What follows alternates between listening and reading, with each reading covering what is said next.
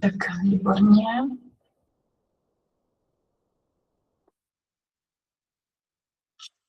Tak výborně, tak ještě jednou pěkný večer. Mě už určitě znáte, jmenuji se Irena Železná, jsem ráda, že jste se připojili, protože dnešní téma, nejenom to dnešní, ale ty ostatní budou nesmírně zajímavé. A já, co bych od začátku vám chtěla říct, dnešní téma bude pod textem, jak obnovovat energii dlouhodobě. A celoroční téma, kterému se budeme věnovat v následujících posloupnostech, abyste si úplně uvědomili a pochopili fungování lidského organismu a na to jsme mohli napasovat ty další informace, které jsou pro vás důležité, je, že váš biologický věk není dán rokem vašeho narození, ale výsledkem toho, jak vaše buňky komunikují, jak zvládáte stres a jak fungují vaše hormony a jaké signály tělu posíláte každý den svým životním stylem a výživou. Takže na tom dnešním ani na těch dalších setkáních, kde se budeme potkávat a seznamovat se, tak nebudeme řešit žádnou nesmrtelnost, žádné marketingové řeči, ale budeme řešit, jak stárnout pomaleji a hlavně tam, kde to dává smysl. Budeme řešit energii, regeneraci, spánek, naši imunitu a pokožku. A věda nám ukazuje, že, což je velmi důležité, že buněčné prostředí a systémové zatížení je přímo spojené se stárnutím. My už to víme celkem nějakou dobu, tak právě proto má smysl mluvit o životním stylu a nutraceutikách, ne doplňcích, které podporují regulaci, jako jsou právě bioaktivní peptidy. Takže to bude jedno z těch hlavních témat a stěžejních, je to pochopení. Takže my začínáme tím, že si přejeme, aby naši klienti a obchodní partneři v tom prvním týdnu pochopili, jaké jsou souvislosti mezi vědou a těmi následujícími souvislostmi, co se mi to děje v mém organismu a co se děje v těle a v psychice ze základního vědeckého rámce. Takže my budeme propojovat zde takové věci, jako je biologie v podání doktorky Jany Brtníkové. Dále budeme se bavit o psychologii. Dneska se trošičku podíváme na psychosomatiku v podání paní magistry Terezy Simperové a máme tady připravené další velmi zajímavé odborníky a každý bude rozhodně mít o čem mluvit. Jedna z dalších, která se dneska měla připojit, je, co se vrátila ze studia z Austrálie, paní Veronika Topičová, která opravdu přináší velmi zajímavý pohled na stravování, na kvalitu potravin. Je to nesmírně zajímavé. Samozřejmě součástí našeho týmu je pan doktor Suchánek, kterého vy všichni moc dobře znáte, a další jména, s kterými vás budeme seznamovat. Proč vlastně vznikla značka VUMI, tak jedná se o vzdělávací platformu a vzdělávací projekt, protože většina společností pouze přijde s nějakou jednorázovou akcí, která nemá uchopení. A to je největší chyba, kterou já jsem vnímala jako takový krok, že pořád jako začínáme a nemá to nějaký systém, ve kterém by se naši klienti cítili, že ví, jak jejich tělo funguje, a není to pouze o tom, pojďte například na produktovou prezentaci, kde budeme mluvit pouze o nějakém produktu, ale o tom, jak holisticky se na to díváme z celkového pohledu, ne pouze z pohledu jenom doplňku stravy. Já tady mám nějakou zprávu, že něco nejde mi ta prezentace dát na režim celá obrazovka. Jo, to přijde do režimu celé obrazovky. Je to lepší tady tohle? Jenom je problém, že když já to dám do režimu celé obrazovky, tak zase nemůžu posílat ty slajdy dál. No, já teď řeknu jenom jednu věc, potom předám slovo paní magistře Simperové. Tak co je pro nás důležité, je, že jsme vytvořili právě komplexní systém a já za to nesmírně děkuji celému mému týmu, který mi na tom pomáhal. Na závěr jsme finišovali právě s děvčaty, zejména s Janou Brtníkovou, kde jsme do 2 do rána, od 8 od rána dělali korekce. A my jsme opravdu připravili komplexní roční systém, kde budeme přecházet z jednoho tématu do druhého tématu k uvědomění a vytvoření psychicky silné osobnosti, která ví a rozumí nejenom svému tělu, ale i svojí psychice, umí si postavit a pracovat na své sebehodnotě. A dostáváme se do závěrečné fáze a to je business a leadership. Takže máme to od té první fáze a to je uchopení, bioaktivita, k tomu, že všechno vychází zevnitř, včetně naší pokožky a dostáváme se do závěrečné fáze a to je právě ten leadership. Tady tento program a slajdy určitě pro vás budu mít k dispozici, abyste věděli, kde se máte přihlásit.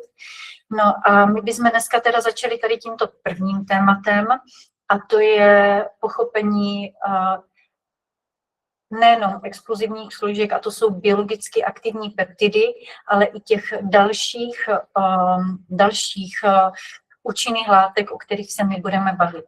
Takže já tímto bych dala slovo, protože ukončím svoji prezentaci, protože poprosím právě paní Simperovou Teresku, my si tykáme, tak bych ji poprosila, aby ona se nám představila, aby případně řekla, protože vím, že opravdu má za sebou velmi náročný den, tak chápu, že poslouchat nějakých, nevím ani kolik měla klientů, kteří všichni řekli svoji problémy a na závěr se tady soustředit v 7 hodin večer na ještě další náročné téma je opravdu pro silné osobnosti. Takže já jí nesmírně děkuju, že se dneska připojila, že si ten čas udělala.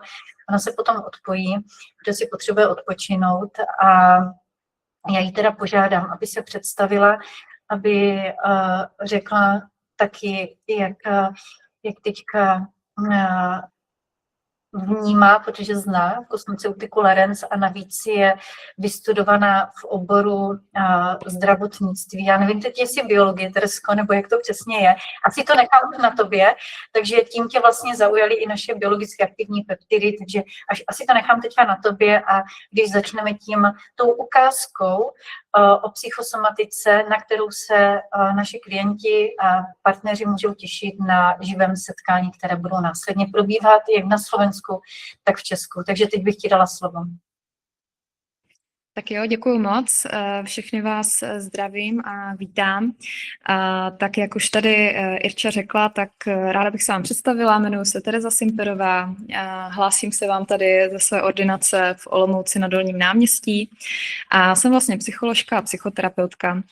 Tady ve své praxi vlastně se věnuju psychologickému poradenství a zejména terapiím a dělám jak individuální konzultace, tak vlastně párové, takže řeším obojí.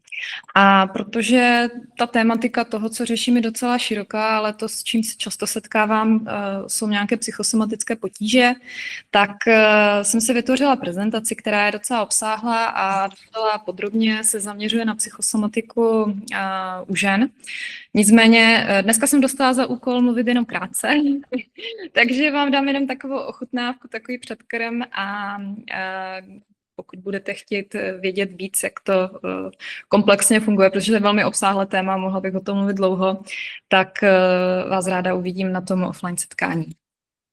Tak a já teďka se pokusím si to tady nasdílet, tu obrazovku.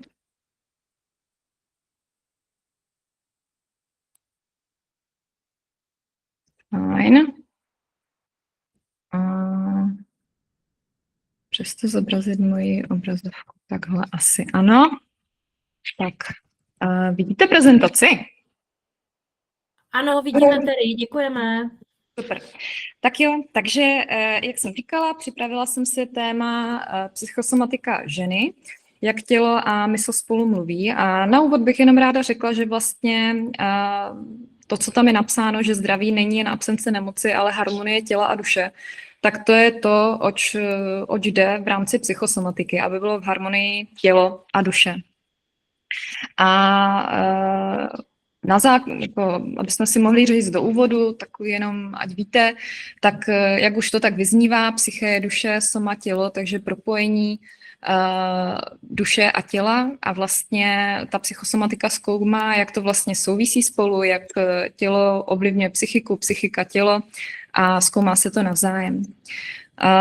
Když jsem tu prezentaci připravovala, zaměřila jsem se na ty ženy. Ono je to opravdu velmi specifické skrz to, že opravdu prožíváme různé hormonální cykly, životní fáze, samozřejmě puberta, tak to i samozřejmě muži, ale potom ty měsíční cykly, ve kterých bych potom v té prezentaci na tom offline setkání hovořila více, tak to, jak funguje progesteron, estrogen v těle, zároveň s kortizolem, je to docela zajímavé a myslím si, že jedna z podstatných věcí v rámci terapeutické péče a práce na sobě v rámci té psychosomatiky je důležité, aby to člověk pochopil, co se vlastně v tom těle děje. Takže to dneska nestihnu, řeknu vám teda jenom tady pár informací a pojďme si teda říct vlastně, jak ten psychosomatický problém vzniká. Nebo možná ještě řeknu vlastně, co bývají ty trápení, se kterými za mnou klienti přichází. Tak často to bývají nějaké bolesti zad, bolesti břicha, často jsou to nějaký jako syndrom dráždivého tračníku, skřipnuté nervy, jo, například, nebo nějaký nekomfort, kožní potíže, kašel, který nějak prostě nejde nějak vyléčit. Opravdu ta psychika se může projevovat v tom těle jakkoliv. No a já jsem si tady dala takový obrázek toho papiňáku, tady toho tlakového hrnce, protože si myslím, že to velmi hezky vlastně vysvětluje, jak ta psychika naše funguje. A to, jak ten psychosomatický problém, ten nějaký symptom vzniká, tak je to o tom, že máme nějaký dlouhodobý stres, který aktivuje tělesné reakce. To je to, jak si můžete představit tady tu rozžhavenou plotínku, tak prostě když jsme dlouho ve stresu, tak ta plotínka, ten stres pouští teplo do toho hrnce a vzniká tam tlak. Takže dlouhodobý stres rovná se tlak na psychiku. A potom v návaznosti na to vzniká tak, že lidi potlačují emoce. Nejsme zvyklí mluvit o emocích, dělám to víceméně na každé terapii, je to nezvyk mluvit o svých emocích, pozorovat se, umět pojmenovat emoce a potom taky, jak je umět ventilovat. Ty potlačené emoce, to si můžete představit jako ten ventil na tom papiňáku. Když je prostě potlačujeme, tak je to zavřený a ten tlak prostě v té psychice se stoupá a potom to dojde až k tomu, že opravdu to může bouchnout a to je ta tělesná komunikace, kdy najednou tělo začne mluvit za vás, protože dlouhodobý stres potlačujeme a neventilujeme. Takže to je takový ten základní princip, jak vlastně ta psychosomatika funguje. Je to o stresu a o potlačených emocích a o tom, jak se to vlastně jako projevuje na tom těle. A zatímco právě klasická medicína řeší primárně to, že se ptá, co tě bolí a jak to zastavíme, ona řeší ty symptomy, což je fajn, nicméně neřeší to tu podstatu toho, proč to vzniká. A zatímco můžou nějak jako třeba nějakými jako protizánětlivými léky vyřešit jeden symptom, nebo analgetiky tu bolest, tak nemění se nic na tom, že opravdu ty potíže přetrvávají, přijdou nějaké jiné symptomy, neřeší toto podstatu. Zatímco, když se podíváme na to z psychosomatického pohledu, tak ten se ptá, o čem ta tvá bolest mluví, co se ve tvém životě děje, že tělo zvolilo tuto cestu komunikace. Takže to je takový ten základní rozdíl, když jdete k lékaři, který se kouká na symptom a snaží se ho nějak řešit léky a zastavit ho, tak tady v ordinaci u psychologů, u psychiatrů, u psychologů asi více, se řeší to, aby jsme nahlédli za ty symptomy, proč vlastně vůbec vznikají. A protože už asi nemám více času, tak abyste dneska odešli s něčím, co můžete vlastně, na co se můžete zaměřit, o čem ta psychosomatika je, tak je to o nějaké introspekci, pozorovat vlastně sami sebe. Naučit se rozpoznávat ty stresové signály toho těla, to znamená být vnímavý vůči sobě. když se nám něco děje, zamyslet se nad tím, co teďka prožívám a co tomu předcházelo. To je to pochopení. A potom samozřejmě zdravý životní styl, o tom bych taky mohla mluvit hodiny, jako jak je pravidelný pohyb, dostatek spánku a zdravá strava. To je alfa omega a věřte mi, že spoustu klientů, kteří třeba se zhroutí a skončí na psychiatrii, tak jenom to, že se dostanou do toho pravidelného režimu, spánek, strava, tak už to pomůže, aby se stabilizovali, protože člověk je nastavený na nějaký rytmus a potřebuje ty rituály a potřebuje mít pravidelnost v tom životě. Takže určitě zdravý životní styl, vyjadřování emocí a potřeb, tak to jsem tak nějak jako nastínila s tím papiňákem. Je třeba o těch emocích mluvit, poznávat sám sebe a umět je ventilovat. No a poslední úplně pro takový příklad, čím učím nebo jak učím klienty vlastně zvládat nějaké stresové situace, když prostě prožívají stres různě a neumí to zastavit tu stresovou reakci, tak krabicové dýchání je skvělá technika, kterou používají vojáci, policisti, veškeré tady tyhle složky, které zažívají prostě docela velký, nebo mají tam prostě náročné stresové situace. A je to o tom, že vlastně si přepnete svůj autonomní nervový systém ze sympatiku do parasympatiku. Sympatikus je ten, kdy vlastně je tělo připraveno na boj nebo na útěk a parasympatikus se nám aktivuje, když spíme, když jsme v zrelaxovaném stavu. Takže ta technika je o tom, že je to pravidelné dýchání na 4 vteřiny nádech, 4 vteřiny zadržíte dech, 4 vteřiny výdech a 4 vteřiny zadržíte dech. Je to o tom, jak když si představíte prostě čtverec. Je třeba to dělat alespoň 2 minuty a vy ošálíte svou nervovou soustavu a vlastně navodíte si ten relaxovaný stav. Jo, takže když prožíváte nějaký stres, potřebujete se sklidnit, cítíte bušení srdce, máte zrychlený dech. Tohle je skvělá technika, která je opravdu osvědčená. Všichni klienti, nebo 99%, kteří ji vyzkouší, tak potom přijdou, že jim to opravdu pomohlo třeba při nějaké úzkosti nebo panických atakách. Tak a to je teďka za mě všechno a nevím teďka, ještě ukončím tady asi sdílení. Tak, takže nevím teďka, jestli jsou nějaké dotazy, nebo jak to bude Iry dál pokračovat, ale za mě je to dneska jako ukázka vše. Já jsem nad tím, jak jsi mluvila o tom na 4, že když vlastně teda, že se jde do toho čtverce, takže vlastně nádech na 4 si představím, že jdu v tom čtverci nahoru, výdech, 4 a nádech dolů na 4. Výdech. Výdech. Nádech, výdech. Nádech, zadržíš dech, výdech. Zadržíš, aha, jo, zadržíš na 4, proto mi to právě nějak šlo. Ono je to právě o tom, že když člověk je ve stresu, tak to tělo začne rychle bušit srdce, máme zrychlený dech a my potřebujeme to přehodit do toho parasympatiku. No nejhorší jsou ty pauzy nahoře a dole. Jo? Nádech, výdech je v pohodě, ale důležité jsou ty pauzy nahoře a dole. A doporučuji to všem, aby si to i vyzkoušeli ještě, protože často to používají třeba klienti, kteří opakovaně opravdu mají úzkosti nebo ty panické ataky.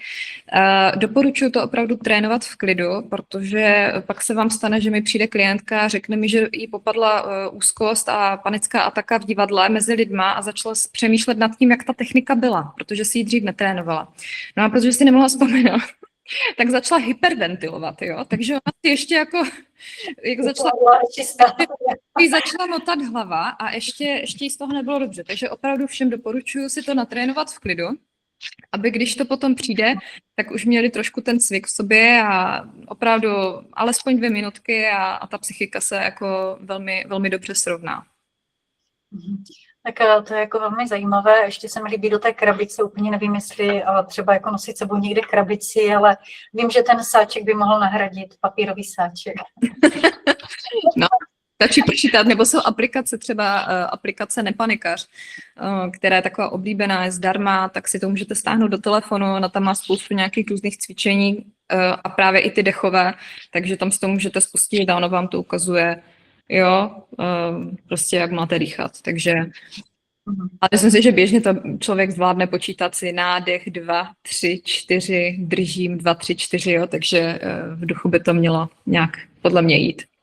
Já jsem ráda, že jsi tam zmínila o tom, že budeš mluvit právě o hladiny kortizolu, protože Jana bude mluvit o HPA-ose. Mám připravený, takže ano. No, výborně, takže my to dneska tak jako jenom naťukneme, nepůjdeme vůbec do hloubky, ale jenom tak jako lehce to naťukneme, protože máme dneska na to vyhrazený čas a ještě si mluvila právě o sportu a o životosprávě, takže to bude doplňovat ještě naši další dva přednášející. Já musím říct, že všechny tady nepřikládám jako ničemu větší nebo menší význam. A já sama teda, když budu mluvit za sebe, tak vím od té doby, co jsem začala právě trénovat s trenérkou a myslím si, že mě tady doplní i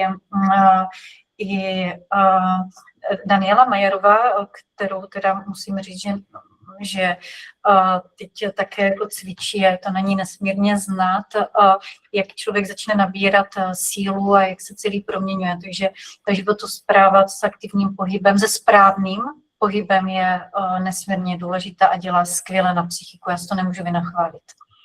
Dokonce teda nečetla jsem je, ale slyšela jsem, že jsou studie, které srovnávají účinek terapie s pravidelným pohybem. Jo, takže opravdu je to důležitý. Byť teda teďka nemám opravdu konkrétní studii, ale slyšela jsem, že to opravdu nějak jako takhle statisticky vychází jako docela zajímavě a všechny klienty, které tady mám, tak byť děláme potom nějakou jako hlubší psychoanalýzu těch věcí, tak jedny ze základních jako principů je, že se snažíme narovnat tu životosprávu, to fungování, ten pohyb, že je to opravdu důležitý a je to o tom životním stylu. Jo. No, takže tak. To bude jedna z věcí na závěr, protože my tady budeme trošku rozdávat úkoly na závěr. A to, co jsi řekla, ten správný životní styl, tak je třeba spánek, že ano? A to je velmi důležité téma, v kolik hodin chodíme spát, v kolik hodin vstáváme, jaká je kvalita spánku a tak dále. A má to opět souvislost s hladinou kortizolu a tak dále. Takže a proto my to chceme všechno propojit, aby jsme se, jak jsem zmínila na začátku, nebavili pouze o jedné věci a nebylo to vytržené z kontextu, ale viděli jsme to v těch souvislostech, což je nesmírně důležité. Teresko, já ti velmi děkuji za tvůj dnešní čas, užij si krásný večer a my s Janou budeme pokračovat a my zůstáváme ve spojení. Tak jo, díky moc, přeji všem hezký večer a užijte si přednášku. Taky děkuji za krásnou přednášku, Terry, moc hezké. Mějte se. Ahoj. Ahoj. Tak teď tedy si vezmu slovo já a Jana, že já bych tě požádala, protože já budu sdílet prezentaci, jak už jsem na začátku řekla, jsem řekla tedy, že se budeme bavit o komplexním ročním kontextu a zopakujeme si, protože vy jste nebyli na té předešlé přednášce na tom online setkání před týdnem, kdy jsme to startovali. Takže já bych teď, Jani, nejdřív dala slovo tobě, protože tady máme shrnutí toho minulého setkání a bavili jsme se tam o dvou věcech a to je, že naše energie, což je nesmírně důležité, není o naší vůli, a já tam potom ti posunu ten slide, který ty budeš chtít a že biologický věk můžeme ovlivnit. Já jsem teda tady připravila tyto dva obrázky, nicméně Jana tady má trošičku jako zajímavější a on mi právě zůstal asi viset zase dole, takže já se k němu vrátím, ale budeš chtít, Jani, nalistovat ten tvůj slide nebo zatím to vysvětlíš u tohoto a pak ti to posunu na ten svůj. Řekni mi sama.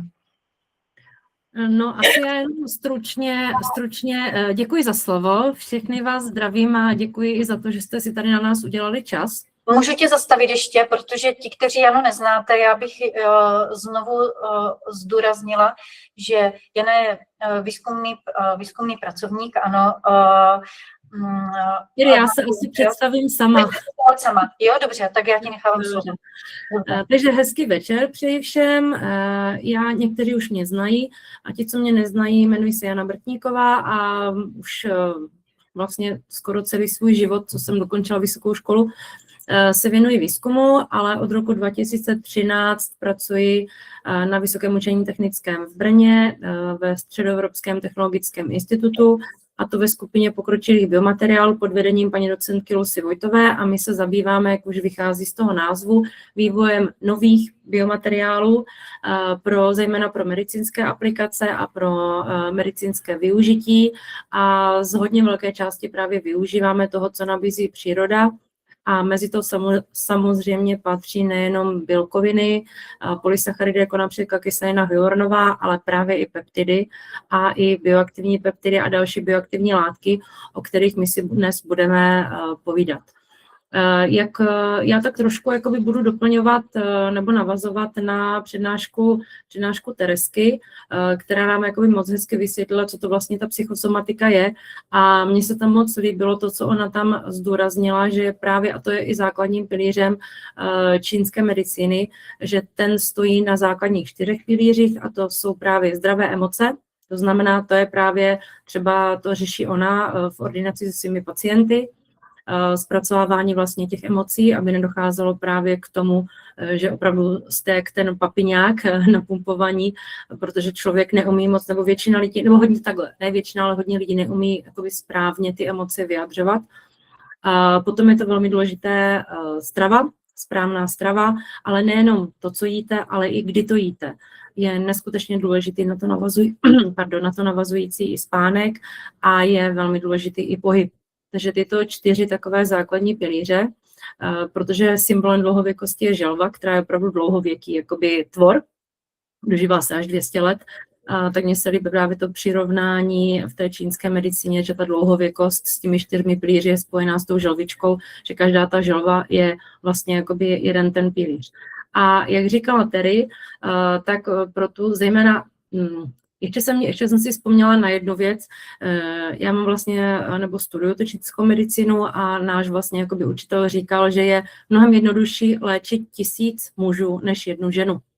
Protože žena je opravdu cyklická a mnohem složitější, bez urážky, pánové, ale má mnohem složitější jakoby ten hormonální systém než muži. A proto i vlastně tady vysvětlujeme, proč jsem unavená, a nedělat si kvůli tomu výčitky, že jsem unavená, protože za to opravdu nemůžete, protože je to zvýšeným stresem. A jedním právě, nebo vůbec alfou omegou toho je takzvaná HPA osa, což je hypotalamus, hypofýza, nadledvinky, kdy při krátkodobém stresu, to už vychází vlastně jakoby z pravěku, docházelo k tomu, že hypotalamus ovlivňuje hypofýzu, hypofýza dá pokyn nadledvinkám, aby se v té stresové situaci začal tvořit kortizol, ty nadledvinky ho začnou vypouštět, a je to hormon, který vám dodá energii a vlastně na ten boj a na ten útěk.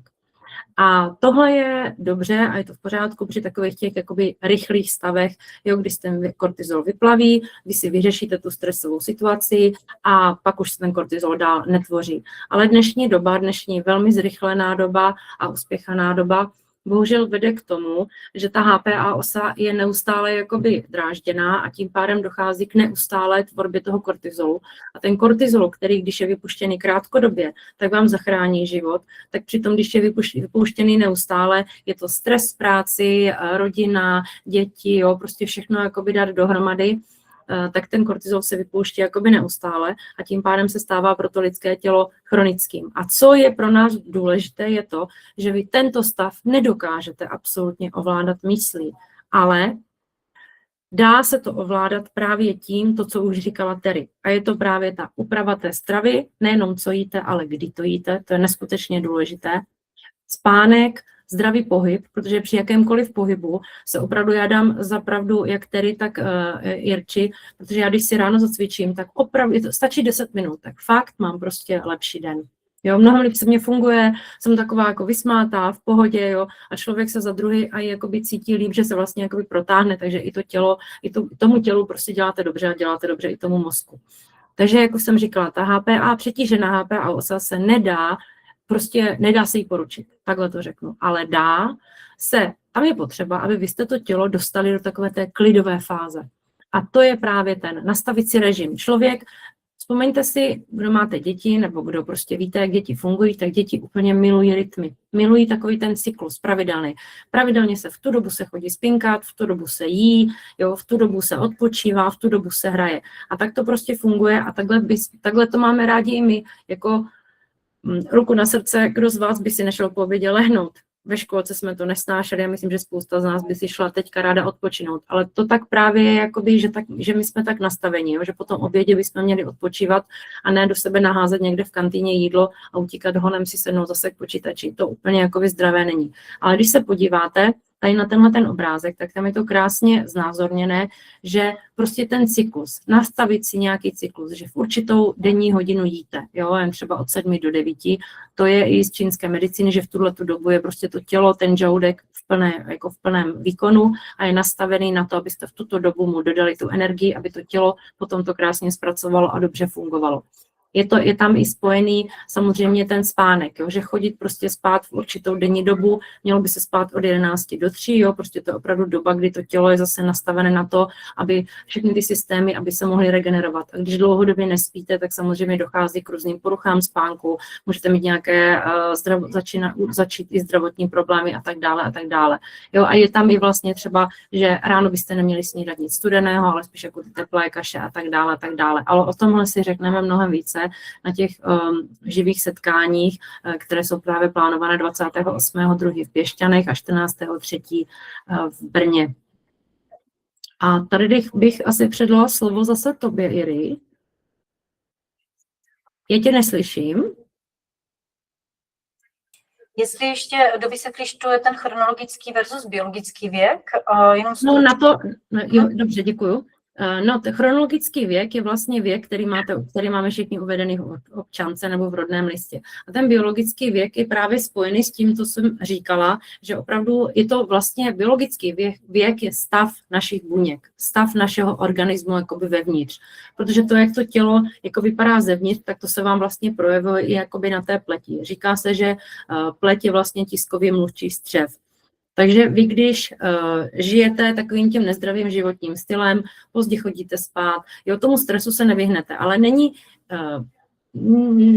jak to říct, není důležité, abyste se tomu stresu vyvarovali, ale abyste se naučili ho dobře zpracovávat. Jo? A čím rychlejší bude jakoby ta vaše reakce na ten stres, třeba právě tou krabicovou metodou, že se naučíte jakoby dýchat a sklidnit se, tak to je právě ten váš obrovský benefit, jo? Že vy se prostě naučíte a my bychom vás rádi vedli k tomu, jak se to naučit a poznávat sami sebe, protože tahle ta platforma vznikla hlavně jako pro nás všechny, i pro nás dvě s Irčou. Ani jako my se to učíme s vámi všechno tohleto. Takže jde o to, naučit se zvládat, jakoby, nebo dobře ventilovat jakoby ten stres, ty emoce, nastavit si pravidelný spánkový rytmus v rámci možností samozřejmě, nastavit si i ten stravovací jakoby rytmy a samozřejmě i dát si čas na tu regeneraci a na ten odpočinek. A ta dlouhodobost, to znamená, že malé kroky vlastně malé kroky vedou k tomu, že máte velké úspěchy. A je to o té dlouhodobosti.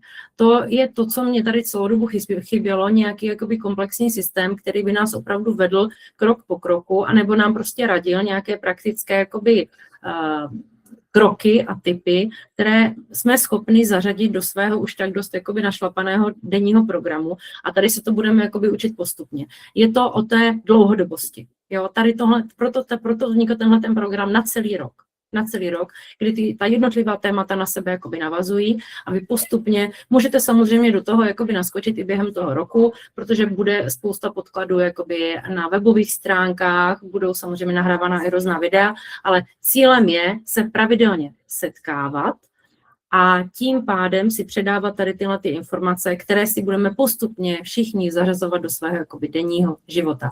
A klíčové poselství tady toho všeho je, že nejste unavené, protože jste slabé, ale jsme unavené, protože to naše tělo nedostává ty správné signály a tím můžeme začít právě už dnes, tím, že si tady ty informace předáme, budete rozumět, proč jste unavené, nebudete z toho mít výčitky a opravdu jedním z klíčových jakoby bodů tady tohodle je využití těch biopeptidů.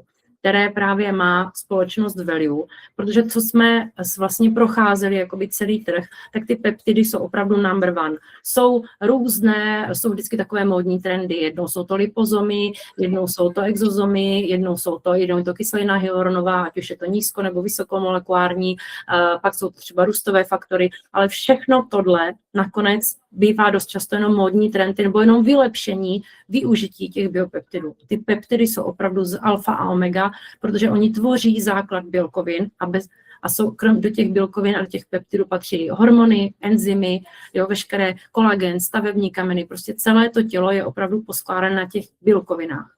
A je to proto neskutečně důležité. A když jsme procházeli s Iry jakoby trh, tak ty peptidy neustále nabývají na svém významu a nabývat budou.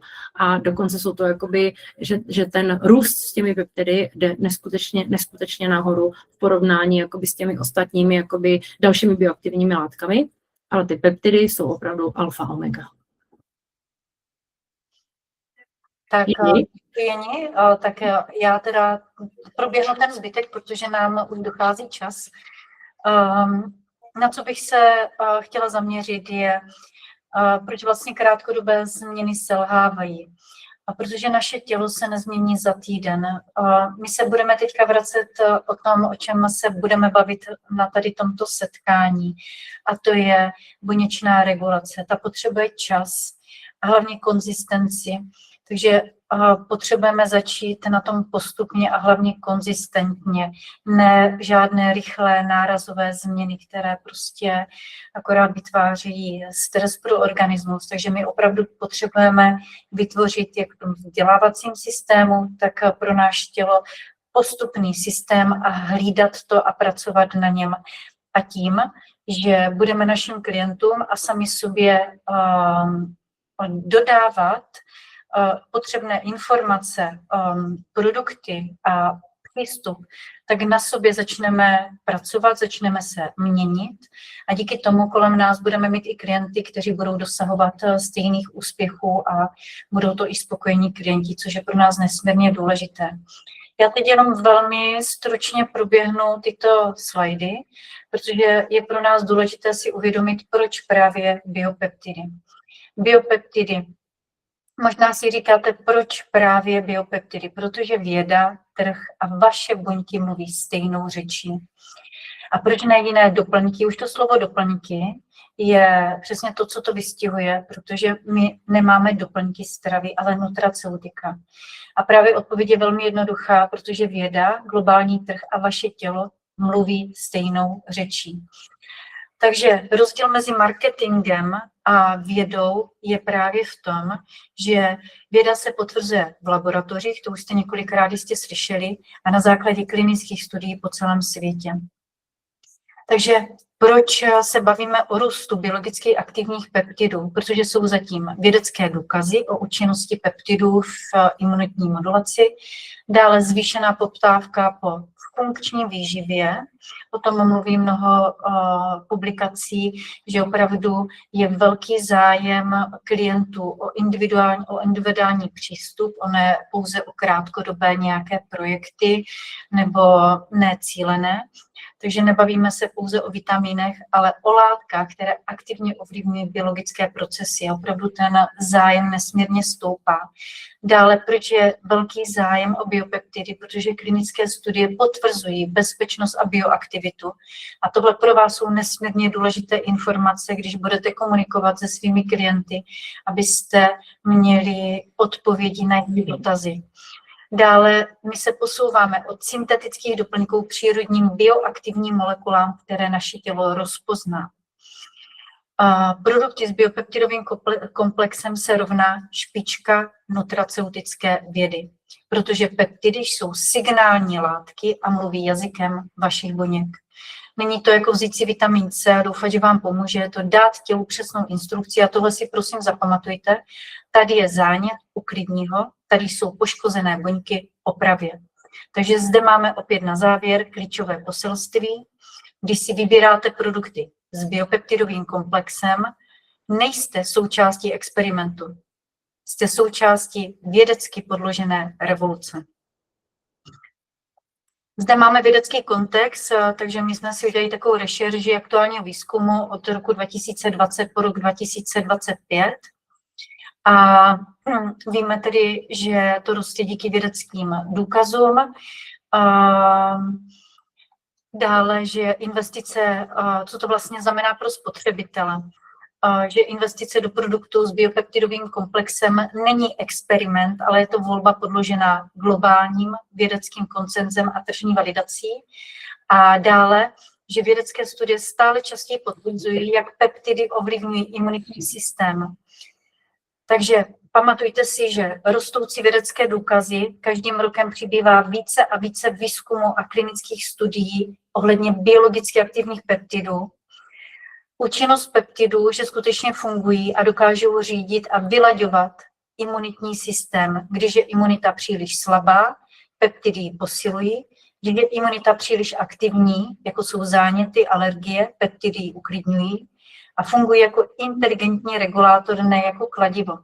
Takže pro ty z vás, kteří už dlouho si nastavují svůj organismus, nejenom díky životosprávě, ale taky díky biologicky aktivním peptidům, tak vy dobře víte, že vaše tělo je mnohem více odolnější vůči různým infekcím a zánětům a pokud se dostanete do třeba virového prostředí, tak vaše tělo se s tím mnohem lépe vyrovnává, než osoby, které mají opravdu velmi oslabený organismus, potom jejich třeba onemocnění probíhají mnohem delší dobu a jsou v takových za horších podmínek. Já to tady ještě řeknu na praktickém příkladu, který považuji za důležitý, a to je, že představte si imunitní systém jako orchestr. A je to velmi pěkně, teď si to můžete představit, že bez biopeptidů nástroje hrají chaoticky, někdy příliš hlasitě, to jsou ty záněty. Někdy ty nástroje nehrají vůbec, to jsou nemoci. A z peptidy máme dirigenta, to je ten peptid, který koordinuje hráče a každý nástroj hraje správně v ten správný čas. Proč je důležité to pro produkty Nutrivy? Protože když říkáme rostoucí vědecké důkazy, znamená to, že nejde o módní trend, ale jde o prokázanou vědu a že výzkumníci po celém světě nezávisle potvrzují stejné výsledky a že mají vědecké opodstatnění. A proto vlastně tento trh s těmito produkty nesmírně roste. A roste tak, že v roce 2023 máme na trhu 2,5 miliardy obrat a do roku 2035 je očekávaný obrat zájmu o biopeptidy na skoro 4,6 nebo 4,6 miliard dolarů. To je obrovský nárůst. A my tady máme nějaké publikace. Ještě jeden slide, který bych chtěla zmínit, je, ano, pořád mluvíme o tom stejném, že věda, trh a vaše tělo mluví stejnou řečí. A tady jsem chtěla jenom zmínit, že je tady mnoho zajímavých informací, jako například pro vás informace, je to investice do budoucnosti, protože když volíte produkty s prokázanou bioaktivitou, neinvestujete do marketingu, ale do molekul, které vaše tělo rozpozná a využije. Peptidy jsou tedy signální látky, které mluví jazykem vašich buněk. Proto to zde stále opakujeme, abyste si to zapamatovali. A jakmile uvidíte na trhu nějaký jiný, například kolagen, tak vy už dobře víte, že je důležité se podívat, zda je to na základě vědy, anebo pouze je to marketingový obal. Nutrivy kombinuje nutraceutika, což je vnitřní podpora, a kosmeceutiku, což je vnější péče s biopeptidovým komplexem. A obě tyto cesty vedou ke stejnému cíli, a to je buněčná regenerace, imunitní podpora a zpomalení biologického stárnutí. Já bych teďka, Janí, zase dala slovo tobě, protože potom už se jenom dozvíme, co bude na příštích seminářích. A tohle je ve své podstatě poslední slide, kde se vysvětlí bioaktivita A to je potom všechno, protože HPA8 už jsme vysvětlovali a dostaneme se ještě k holistickému drinku. Ano, tak ještě tě poprosím, jestli bys na závěr vysvětlila tedy tu bioaktivitu, aby přítomní hosté, klienti a naši obchodní partneři věděli, co to vlastně ta bioaktivita je a potom dávkování holistického drinku a co to vlastně holistický drink je. Dobře. Tak já už jenom navážu na Iry. Bioaktivní peptidy znamená, ty peptidy, jak už jsme si říkali, jsou prostě krátké částečky bílkovin a to bioaktivní znamená, že se nějakým způsobem aktivně a jakoby pozitivně, pro tělo pozitivně podílejí na chodu lidského těla. A zde fungují jako takzvané signální molekuly pro buňky a můžeme si to představit, jako že oni buňkám vlastně jakoby signalizují pozor, tady probíhá zánět, například pozor, tady probíhá zánět, tak aby vlastně to tělo začalo tvořit ty protilátky, anebo pozor, tady dochází, nebo tady je buňka poškozená a zase tím signalizují tělu, aby to tělo začalo aktivně vlastně ty poškozené buňky nebo ty jejich části opravovat. Produkty nejsou zázrak, ale jsou doplněk, jak už říkala Iry. To znamená, že oni zapadají do toho konceptu, kdy zdravá strava, kvalitní spánek, pohyb, správně, jakoby, nebo pokud možno dobře zpracované emoce a do toho zapadá právě tady ten doplněk s těmi bioaktivními peptidy, které ale musí být, jak už říkala Iry, opravdu jakoby kvalitní a z dobrých zdrojů. A když právě máte tady tenhle ten komplexní systém, tak potom ty bioaktivní peptidy opravdu fungují a fungují velmi rychle, jak určitě řada z vás jakoby má, nebo ti z vás, kteří mají biopeptidový komplex jakoby vyzkoušený, tak mi dají za pravdu, že nejenom jakoby naše nutraceutika, jako respektive společnosti Value, ale i kosmeceutika fungují opravdu právě na té buněčné úrovni, na té úrovni, kdy ty peptidy pomáhají anebo signalizují, nebo respektive jsou ve funkci signálních molekul.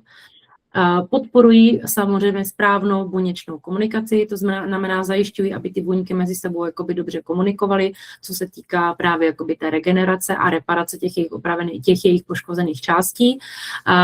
Proto dále to je regulace zánětu a to je právě tím, že oni dokáží, jakoby, nebo respektive tomu tělu jako signalizují, aby se začalo tvořit více jakoby protilátek a jsou velmi prospěšné právě i v rámci mikrobiomu, protože oni dokáží podpořit obnovu a množení těch správných bakterií a naopak potlačit tvorbu těch bakterií, které nám vlastně škodí. A tím pádem i dokáží aktivně tedy podpořit množení, takzvanou proliferaci buněk a tím pádem regeneraci nejenom buněk, ale jakoby celých tkání a orgánů, které ty jednotlivé buňky škodí.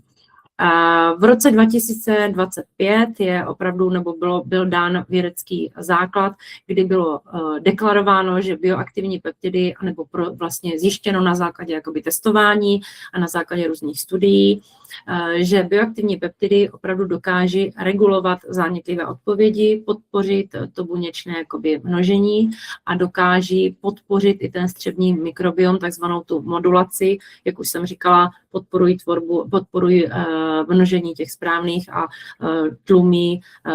tlumí růst vlastně těch jakoby negativních. A nejde tedy o dodání energie, ale jde opravdu o podporu toho těla k té jeho přirozené regeneraci a právě to krásně zapadá do toho konceptu, jak už jsem říkala, znova to zopakuju při opakování matka moudrosti, zdravý životní styl, do kterého patří vhodná strava, vhodnou dobu a vhodné jídlo, kvalitní spánek, pohyb, správný pohyb pro každého člověka. Nemůžete nikdy dát jakoby nějaký muster, každému člověku vyhovuje něco jiného. Někdo má raději adrenalinové sporty a víc mu vyhovují, někdo má raději takové pomalejší, jako třeba yoga nebo tai chi, ale to už si každý jiný má zase radši box, takové jakoby drsnější trošku. A samozřejmě i zpracovávání jakoby těch emocí. A jedním tady z těch představitelů, právě těch úplně nejkvalitnějších jakoby nutraceutik nebo respektive opravdu jedinečných je právě holistický peptidový drink, protože on neobsahuje jenom ty bioaktivní peptidy, ale je založen na 9 aktivních jakoby látkách, těch bioaktivních látkách, kdy dokáže podpořit imunitu, dokáže podpořit regeneraci a podporuje i to střevní zdraví, respektive podporu toho správného tvorby toho správného mikrobiomu. A jestli můžu, Iry, můžeš to prosím tě posunout? Jenom co se týká těch aktivních... Ano, jestli to můžeš posunout. Můžeš ještě prosím tě říct, jak to naváže právě tady na to krásně navazuje ještě na tu HPA osu? Tady vpravo? Jo. Jak to funguje? Tady jsem to zvětšila právě. Jo, ale jo, jenom to jakoby zopakuju. Právě když je ta HPA osa vyčerpaná, tak tam právě dochází jakoby přetížení toho systému tím neustálou tvorbou jakoby toho kortizolu a to tělo je neustále jakoby připraveno jak kdyby k běhu, když to jakoby takhle přirovnám. Takže samozřejmě dochází k vyčerpání jakoby těch zásob a to tělo začne být hrozně jakoby unavené. Takže tím pádem je tam potřeba teda zavést jakoby takovéto sklidnění a tady ty biopeptidy zase dokáží jakoby, když to řeknu takhle, jako je zjednodušeně, nakopnout ty buňky, aby ty vyčerpané buňky spolu jakoby začaly zase lépe jakoby komunikovat, ale je to potřeba doplnit nebo respektive dostat to tělo do takového stavu toho klidu. Jo? Takže tento správné jídlo, správné regenerace, správný odpočinek a ty biopeptidy urychlí ještě jakoby tu regeneraci a ten návrat jakoby do takového toho stavu té jakoby rovnováhy. Proto jsme vlastně se vám snažili ukázat, jak to má na sebe návaznost, že je důležité si uvědomit, že jak máte tady nahoře, že vaše úznava prostě není slabost, je to signál, že vaše HPA osa už je vyčerpaná a díky tomu je tady geniální návaznost na právě holistický drink, který obsahuje biologicky aktivní peptidy, protože ten holistický drink podporuje právě tu imunitu, regeneraci a střevní zdraví, protože podporuje mikrobiom. Takže se nebavíme o probiotikách, my se bavíme o tom, že ten holistický drink, jak říkala Jana, podporuje střevní mikrobiom a řeší v něm záněty. Takže proto se vám vlastně snažíme vysvětlit, z čeho všeho to vychází a že pokud máte vy sami nebo vaši klienti mají problém s velkou únavou nebo s nějakým jiným zdravotním problémem, že ten problém není, že by si to měli dávat nějak za vinu, ale měli by pochopit, z čeho tady tento problém vychází. A tady je to proto tak krásně vysvětlené, a v čem vlastně ty naše produkty nebo produkt například Holistic je opravdu geniální produkt, který dokáže a mnoho věcí, o kterých jsme se bavili, je toho mnohem víc. Posouvám ti to dál, protože už máme 53, slíbili jsme, že skončíme 45.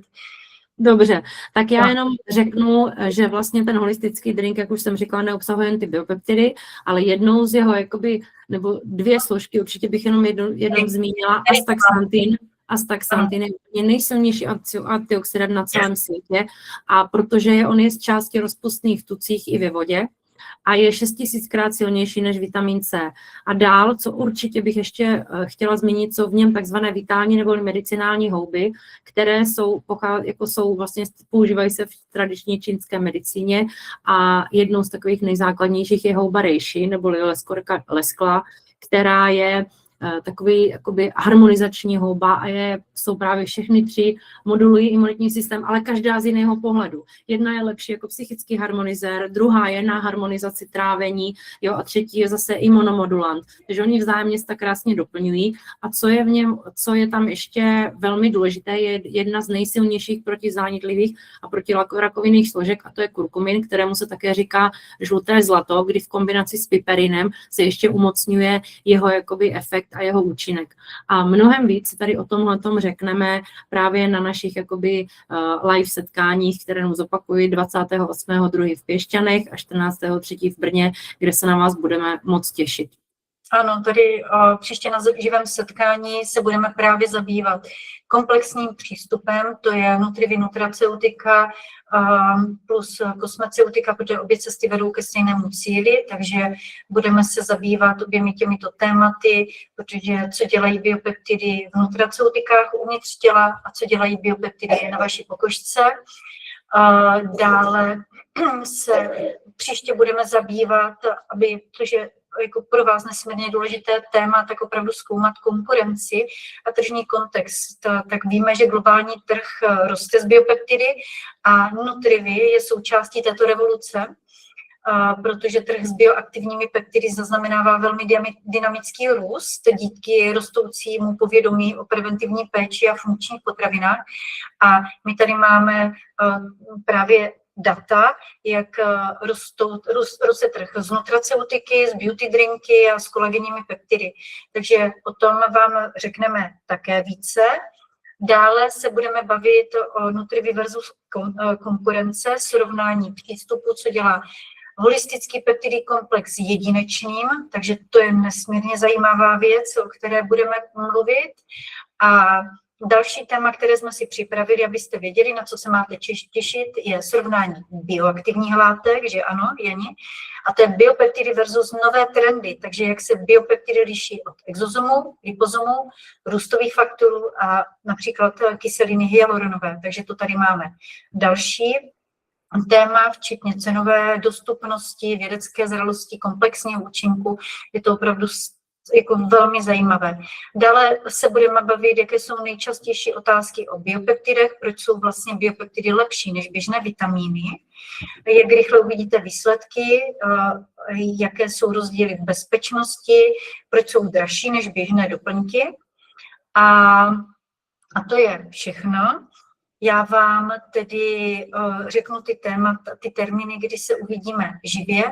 A ještě na závěr máme výzvu, protože na minulém setkání naši hosté dostali výzvu, a to je udělat první krok k dlouhodobé energii, protože energie se neobnovuje přes noc, ale každý den, kdy děláte ty správné kroky, to je právě ta investice do vašeho biologického věku. Takže my jsme jim dali za úkol, aby týden si zaznamenávali, co přesně jí, kdy to jí a jak se cítí 2 hodiny po jídle, ano. A všímat si právě vzorců, kdy máte energii a kdy vás to táhne na sladké kvůli glykemickému indexu. A dále další úkol, který dostali, je hlídat si spánkovou hygienu. A to je zvolit si 3 věci podle sebe, které budou dělat každý večer ve stejný čas.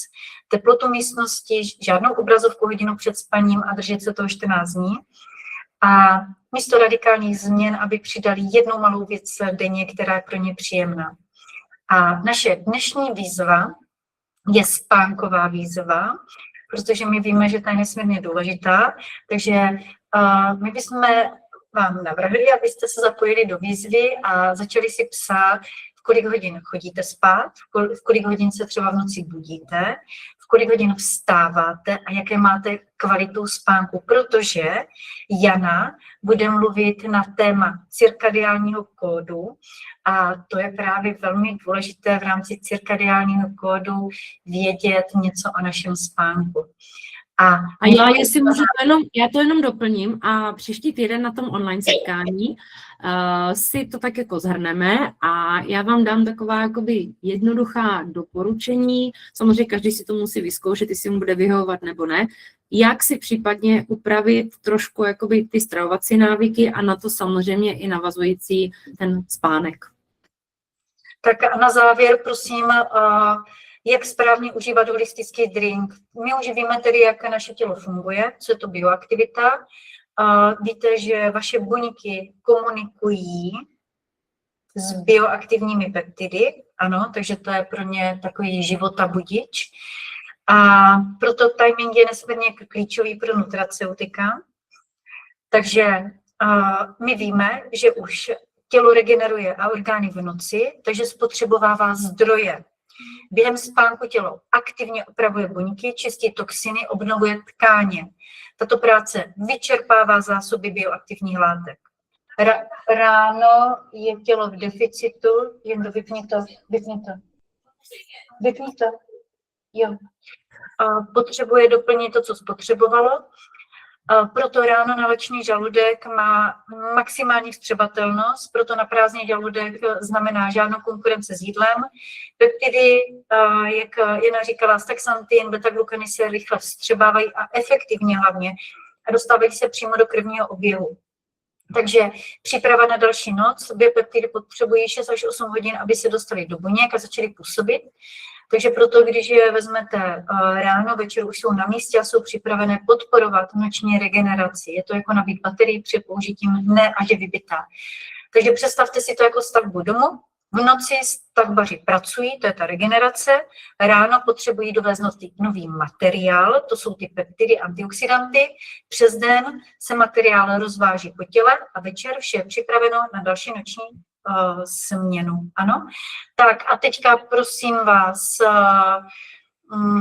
dostáváme se tedy online semináře Psychosomatika ženy, co vás čeká příště, tím výstupy měření, další online setkání, tady máme tím další témata, jak cyklus, hormony, energie, březen, stres a regenerace, a my se, ten mini e-book to zatím nic. A teďka já tedy nevidím, bohužel nevidím, co vás čeká tady. To je 3. února. Aha, tak to se mi špatně poskládalo, to je dneska, tak jedu dál, protože já si jsem posílala, kdy budou ty další semináře a teď už to je tady. Ne, také ne, prosím. Tak to se teď omlouvám, protože tady je celý ten odborný přednášející lektorský tým, celodenní seminář. A jo, tak ono mi to zostalo na závěr. Tak, hurá. A opět tady nemáme termín. Takže celodenní seminář proběhne. Začínáme na Slovensku, nebo začínáme 28.2. 28.2. začínáme v Piešťanech, v krásném lázeňském městě.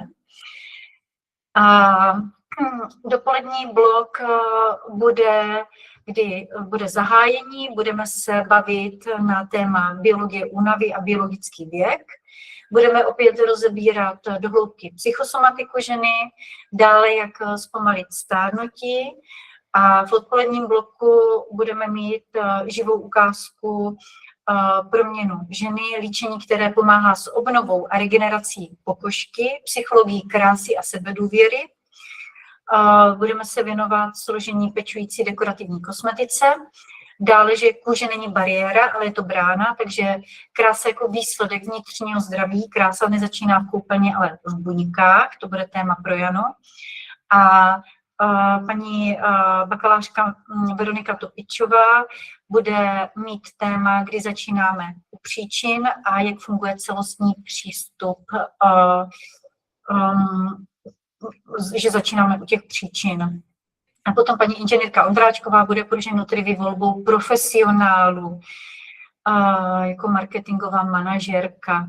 Takže to je vlastně naše téma do Piešťan a přesouváme se do Brna. V Brně to bude 14. března a téma bude, co pleť říká o tvém zdraví, kůže, brána do tvého těla. Takže tady se budeme bavit další témata o hormonální diagnostice. Paní Topičová nám vysvětlí, co to je Dutch test a komplexní vyhodnocení hormonálního profilu, který je důležitý, spouštěče, stresové faktory, estetická péče, to budou další nové zajímavé témata. Oni už jsou tedy připravené další, ale já jsem nevložila ty další termíny, tak já bych je poslala Milanovi Majerovi a poprosím je, aby je vyvěsil na Facebook, abyste měli ty témata a ty termíny k dispozici. A ti z vás, kteří budou chtít záznam z dnešního setkání, tak budete ho mít k dispozici, ano. Nahraný záznam je a ráda vám, buď to Milanovi pošlu, on vám to rozešle a já samozřejmě těm, které znám, tak ráda pošlu do e-mailu pro ty, kteří se tady dnes připojili. Ano? Já vám děkuji za dnešní čas, vypnu nahrávání a pokud budete mít nějaké dotazy, co byste se chtěli zeptat nebo něco doplnit, tak je to na vás.